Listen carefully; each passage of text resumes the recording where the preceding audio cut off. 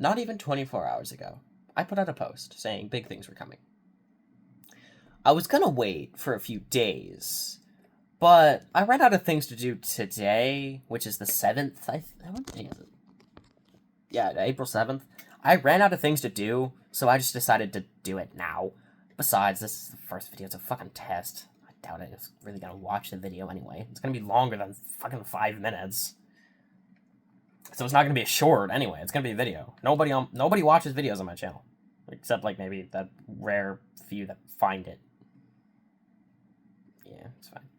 Anyway, like a few months ago, like a month ago, I asked if I were to start making stories or start making videos like the Reddit stories, if anyone would watch them. 2 people responded. Both of them voted yes. So even if y'all don't want this, you don't have to watch it. I doubt any of you will anyway. So, yeah, here's how we're gonna do this. Look at that. Why am I so tired today? I don't know. Sit back, get comfortable, get a drink, get a snack, then get comfortable. Because we're gonna be here for a few minutes. This story I have called The War of the Black Fangs. This is not a sci-fi story. This is set. A lot of the stories I'm going to make are set in already preset universes, such as Warhammer, Halo, Lord of the Rings, Game of Thrones, stuff like that. My favorite universes. Feel free to, if I get comments working, feel free to post a universe you'd like me to write a story in. Because I might. I'll look into it. Yeah, I'll look into doing it. Don't worry, I will. It's just, I want to do this first. I want to do my universes first. I will always be debating your guys' choices if you guys put them in. I'm not fucking doing My Little Pony, though. You can fuck off. Anyway. Fuck you, Preston. Here's what we're gonna do. Yes, this video... yeah, fucking... This story is called The War of the Black Fangs. Set in Middle-earth. This is Lord of the Rings. The War of the Black Fangs. Actually, I should probably get my own drinks and snacks real quick. Hold on, I'll be back. When I say go get my drinks and snacks, I mean get a drink from the mini fridge. I didn't have to pause the video. I just didn't want to go get some snacks. Anyway, time to do this. This, by the way, this story is heavily inspired by Middle-earth, Shadow of Mordor, and Shadow of War. So if you don't know what those games are, go play them or go watch them. They're really good games. I like them. The story, like the starting story, is kind of copied and pasted, but not really much else. Okay, y'all comfy? Y'all got your drinks? Y'all got your snacks? You got everything? Let's get this started. The War of the Black Fangs. The orcs of Mordor had never really known true unity. They had always been a rabble, driven by whips of the Dark Lord's lieutenants. But Sauron was gone, and with him the iron fist that kept them in line. Now warlords fought for scraps of his shattered kingdom. Amid the chaos, a new leader arose, Eric the Hollow, a human ranger clad in black, his fingers bound by a ring of power. He was no ordinary man, for a wraith walked at his side. Celebrimbor, the long-dead elven smith, bound to him by the magic of the ring. Together they would shape the orcs into an army unlike any seen before. The rise of Eric. Eric had once been a ranger of Gondor, a lone wanderer on the borders of Mordor. He had stumbled upon the ring in a forgotten ruin, where shadows whispered in his mind, promising dominion. Where he placed it upon his finger, the spirit of Celebrimbor claimed him. The Elf Lord's hatred for Sauron still burned, and though the Dark Lord was gone, his creations still lived on. The orcs had once been slaves to Sauron, and now Eric and Celebrimbor would forge them into warriors for a new cause. Oh, where am I? Eric gathered the scattered warbands under his banner, slaying chieftains who refused to kneel. The orc called him the Blood Hand, for with Celebrimbor's spectral guidance, he wielded sorceries unseen in mortal men. The rings gave him strength, made him something more than human, but also less. The Black Fangs and the War of the Clans. Many orcs resisted him, chief among them Gothmak the Defiler, a brute of fire and iron who led the Ashen Horde. Gothmak despised Eric, calling him a maggot king, unfit to command orcs.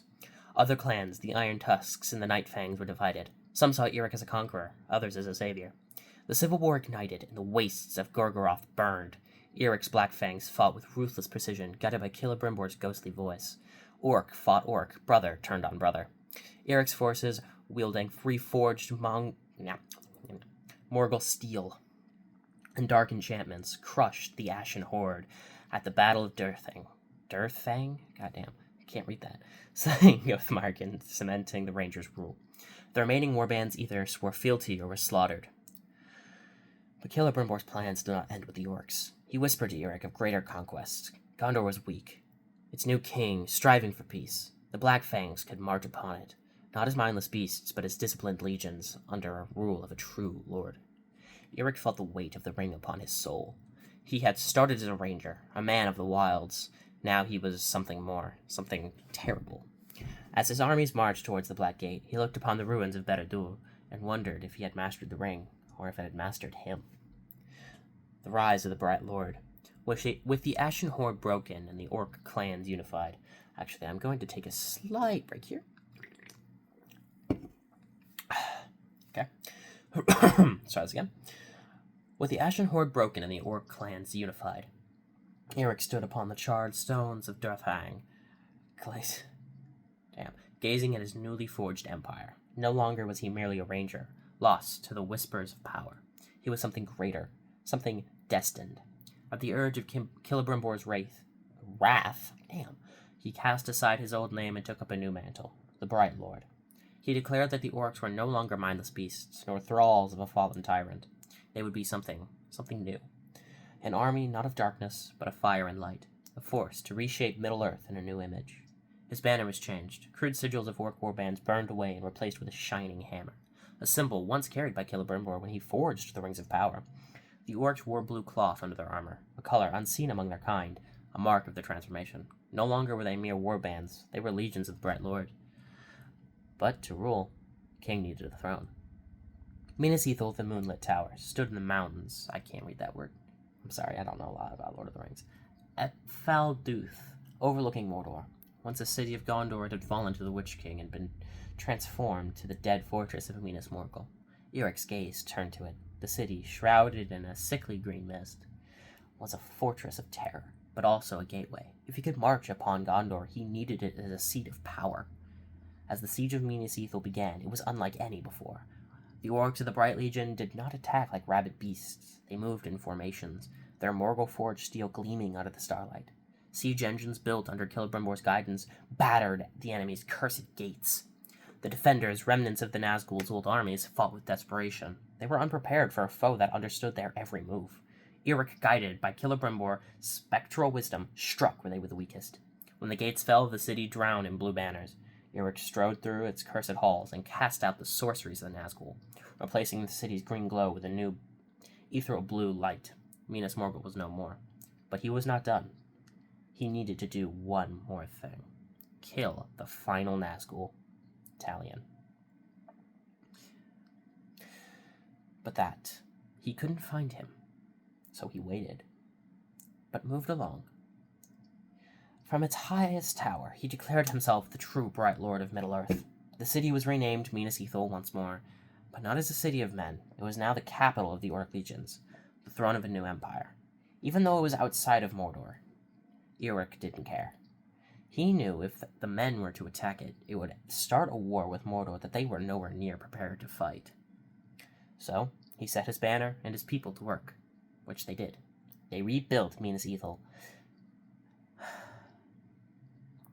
rebuilding it so it could be a place of men again, but mostly of a place of orcs. But the road to war.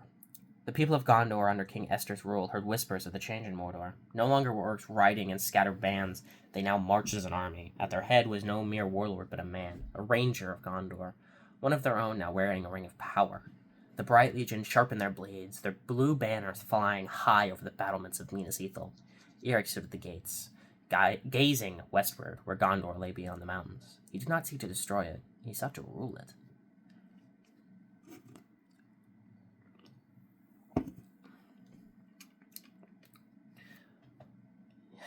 Even as the banners of the Bright Legion flew over Minas Ithil, Eric knew that steel alone wouldn't be enough to claim Gondor. The men of the West were many, their walls high, their heroes strong. He needed an army that couldn't die. An army bound not by will, not by flesh either. So he turned to necromancy. There were orcs who had dabbled in the dark arts, twisted shamans who had whispered to the dead in the deep caves of Mordor. Once they had served the Nazgul, raising lesser wraiths and binding spirits in foul rituals. but now they would serve the Bright Lord, or be forced to. Eric used the dominion power of his ring, bending their minds to his will. The shamans, once defiant, became his instructors, revealing the secrets behind the dead. Under the pale light of the shattered moon, Eric stood upon the heights of Minas Ithil, his ring glowing with an unnatural brilliance. Celebrimbor's wraith watched in silence as the ranger began his first true act of necromancy. The bodies of fallen orcs and men alike, slain in the conquest of Mordor and Minas Ithil, were gathered in the city's great squares. Their flesh was rotted, their armor rusted, but Eric did not need their bodies, he needed their souls. Chanting in an ancient tongue, he extended his ringed hand, and the air grew heavy. The spirits of the slain rose, torn from whatever afterlife awaited them, bound by the power of the Bright Lord. Their eyes burned with blue fire, their voices whispering in unholy unison. The orcs around ran, unable to contain their fear as their dead brothers rose. Dead men stood, reclaiming their weapons and armor. But these were no mindless ghouls. They were the unbound, wraith warriors shackled to Eric's will, undead soldiers that could not break or falter. The orc legions reforged and the unbound swelling his ranks, Eric's power reached its height. The Bright Legion was no longer just an orc horde. It was a force of will, driven not by hunger or rage, but a singular purpose, to claim Gondor, and maybe beyond. The men of the West had slain orcs for centuries, but now those same orcs would rise again, marching alongside their living kin, an unrelenting tide of blue-lit specters and disciplined legions. From Minas Ithil, the Bright Lord set forth his message. To the lords of Gondor, he sent word that he did not come to destroy, but to bring order, that the days of weak kings and fragile peace would end.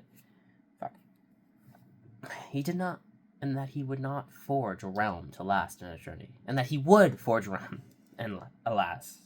to last in eternity. God damn, I can't fucking read. I apologize. To the free peoples, he offered a choice. Join his cause, or be forgotten by history. To the dead, he whispered in tongues of the wraiths, calling them forth to stand beside him. And then, as the dawn broke over the mountains, the Bright Lord's army began its march westward. The War of the Bright Lord had begun.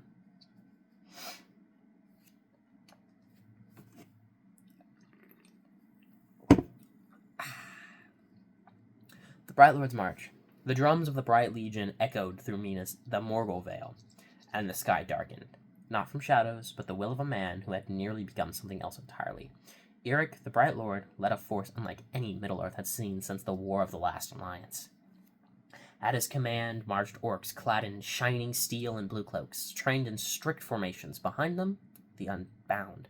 Undead orcs and fallen men, reanimated by necromancy, and their weapons rusted, but their movements precise. The living feared them, the dead obeyed him. Behind them all was the revived Fuck. I didn't finish that sentence. Fuck. I didn't finish writing it. I forgot the word. Oh, the revived Nazgul. There we go. And behind them all, the revived Nazgul, under his command, but not as the unbound are. They're slaves to his will, controlled to such a degree that Sauron would blush. But across the land, from the towers of Minas Tirith, King Agron's son of Athar. Did I need to watch Lord of the Rings again? Watched the Gathering Storm. The Council of Minas Tirith. Esther called the council the three peoples, dwarves from Elbenor, elves from Etherin, and Laurel. Even Rotharum captains from the plains came to stand at the White City's stone walls. And the king stood tall, but his voice is grim. This Bright Lord was once one of us, a ranger. He walks in the shadow of Celebrimbor, and now he wields a ring. Not the One Ring, but one of power all the same. Many urged immediate war, but others hesitated. Legolas, now a diplomat between the realms, spoke with unease. He restores Minas Ithil. He commands orcs, yes, but with order, not cruelty. He raises the dead, yet not in torment. If he is not Sauron reborn, but something else. Something we do not know. Something we need to look into. Still, the free people knew war was coming. The Bright Lord had not offered peace, he had offered submission. The siege of Ogorath. That was his next target. and they knew it. Eric's first target was Ogoreth, the ancient city on the Austrian. I googled cities before writing this. I didn't look into how to pronounce them. It was both a symbolic and strategic crossing into Gondor. The attack came at night. Blue fire streaked across the sky. The Unbound climbed the walls like spiders, while siege towers carved the sigil of a hammer in the moon. Breached the battlements. The Gondorian defenders fought bravely, but they were not prepared for an enemy who could raise their dead comrades the moment they fall. Eric stood at the heart of the chaos, his ring blazing, his sword, Light Fang, forged by Celebrimbor's wraith. Cutting down captains with ease, his voice echoed through the minds of his enemies. I offer you more than life. I offer purpose. Kneel and rise eternal. By dawn, Ogoreth had fallen. A blue banner flew where the white tree once did. The Bright Lord did not sack the city. Instead, he ordered it repaired, faster than any thought possible. His undead and living orcs worked day in, day out, restoring bridges, towers, and walls. The message was clear. He did not come to destroy Gondor. He came to inherit it. But Eric was not whole. Not anymore, at least. The ring fed on his soul. Though Celebrimbor's wraith remained a guide and an ally, it was also a reminder, a piece of the past that never stopped whispering. Some nights, Eric would wander the halls of Minas Ithil alone, gazing at old elven carvings. City stone with blue light ceased of Morgul's taint. But its foundations were ancient, and they remembered. He began to see visions of the Nine, of Sauron's voice, not yet silenced. He feared that he had not merely taken out power, but that power had taken him. You are more than man, Celebrimbor would say, but you are not yet a shadow. That choice is still yours. And that choice loomed, for now Minas Tirith stood before him, gleaming white on the horizon. Would he conquer it, or would he become something that he swore to fight? So,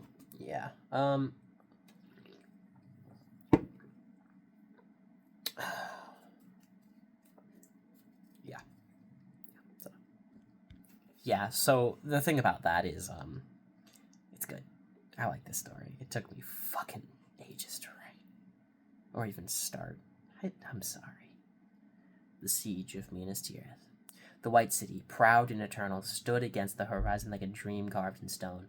Its towers glistened in the morning sun, and its banners bore the white tree of Gondor, still standing after thousands of years of war and peace.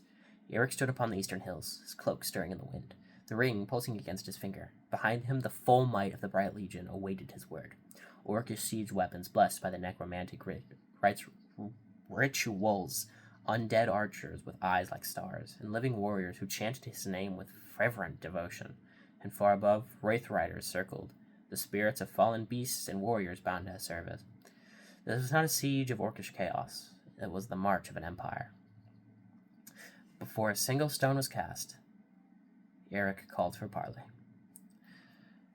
King Esther, now aged but still formidable, rode out under the banner of truce. He met Eric between the city and the army, surrounded by his guards and trusted friends, Legolas, Glimmy, Imaror, and Prince Ilbern. Eric, his face pale and sharp like marble, lowered his hood. I was once a servant of Angron, he said, a ranger in the wilds. I bled for Gondor in the shadows. I did not fall. I was forged. Now I offer peace, a place for your people in my new world. Let the white tree stand beside the hammer. Beside the hammer, I mean. Esther's voice was calm but hard. You offer unity. But what you build is tyranny. You strip free will from the dead. You raise orcs like men, and treat men like ghosts. This is not peace, this is dominion. Eric's expression faltered for a moment. He glanced at Celebrimbor's wraith beside him, silent but watching, and he said, If the Kree people do not see reason, they will see rebirth. I will break your walls, not out of hatred, but out of necessity. And thus the parley ended, and everyone was right back where they started. And thus, all sides prepared for battle. The battle for the White City starts at dawn.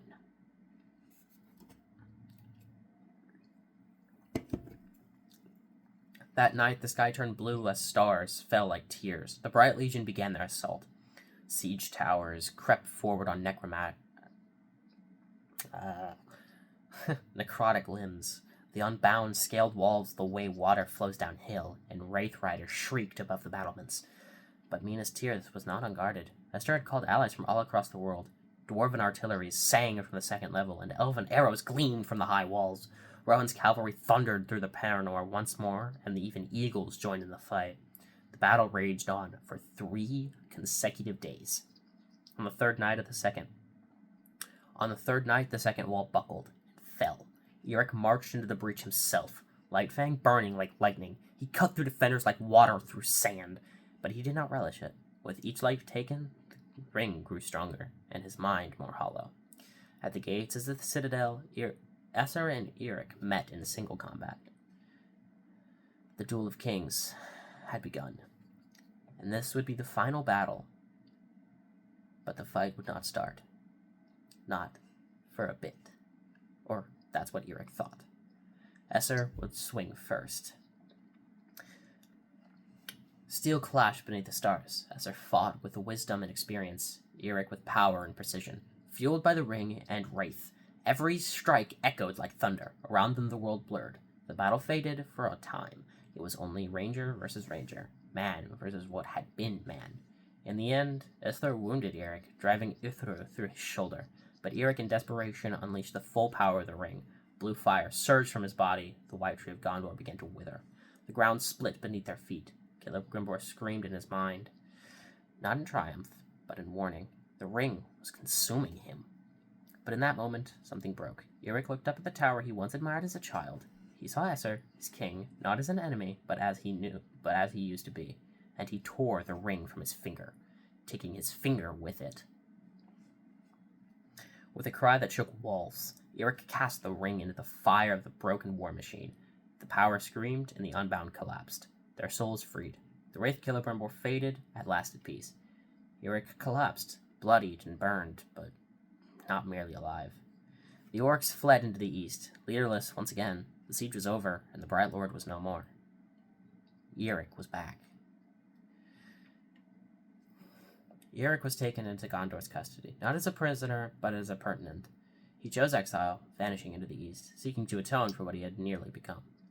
Minas Ithil stood once more, its towers blue and dawn light, but no longer a throne of conquest. It was watched, guarded, preserved. The hammer and banner was taken down, but not burned, for even in failure, Eric had changed the world. Even in the corners of Middle-earth, some still whispered of the Bright Lord, not as a tyrant, but as a vision of what might have been if the power had been mastered, and not feared. And that was the War of the Black Fang. I have a confession to make about this. I wrote part of this, or parts of it, but a lot of this has to go from ChatGPT helping. And I do think, I do have to thank you. If you watched it, if you were watching this video right now and you made it all the way through my 23 minutes of talking about Lord of the Rings, I thank you. If you had been here for a while, I thank you again. I want to do more of these, because I've always wanted to do something like this. I've always wanted to make videos similar to this, and now I can. It allows me to help with my creative essence. I don't know what I'll make next. I know what I want to do, though. I have factions in my head that I want to give backstories. I want to watch them rise and maybe fall. I want to see it happen. But I can't see it happen without your help. Well, I mean, I can. I just really wanted to say that line. I want to make sure you like these videos. So, leave a like if you did. Comment your next story. Or comment that next story you want me to write. Or to have ChatGPT help me write. Hit the subscribe if you wish. I've been the Beetle Knight. You have been my very gracious host. And with that, I bid you all adieu.